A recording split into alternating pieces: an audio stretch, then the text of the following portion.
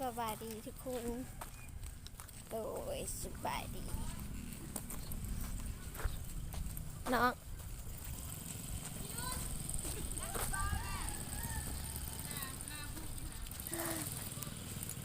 มันบอกให้ห้องกินนู่นได้น่ะน้องเอ้ยมืดว่ะมืดว่ะบีน้องเลยค่อยเก็บน้องค่อยกำลังชี้หน้าไปโรงเรียนน้องชายกองนี่สบายดีวันนี้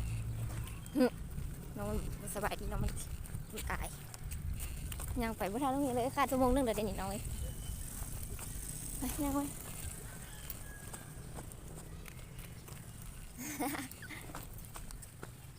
มาเบิ่งรถไปข้ามไป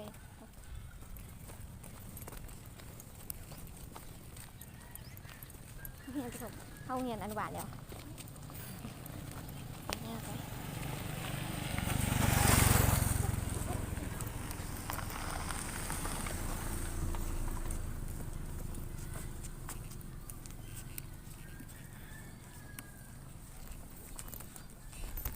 นี่ก็คือน้องคอยนะ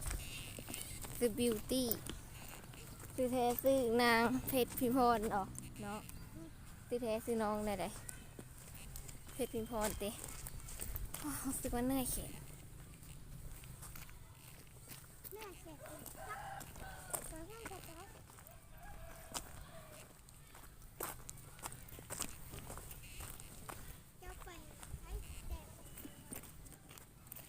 ไม่ยัง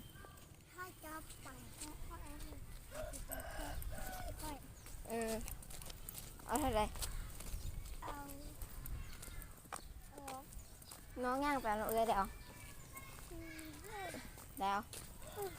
เขาไปทุ่งเฮียเราเข้าห้อง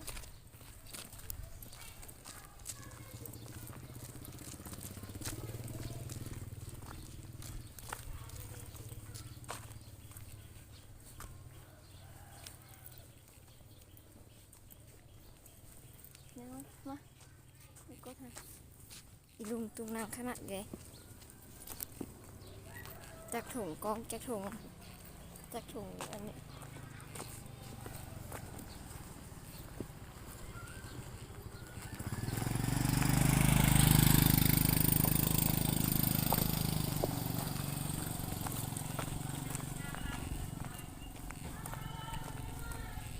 บ้านน้องแล้วน้องแปลน้องเอ้ยเด้อแล้วฉันย่างแปลน้องเอ้ยเหรอย่าเข้าเฮียนก็เด้อแล้วออกค่อยๆแล้วแปลน้องเอ้ยเด้อมันไก่แล้วว่ะบ่มีเงินให้น้องเห็นได้ซะไปแต่งนี่หรอ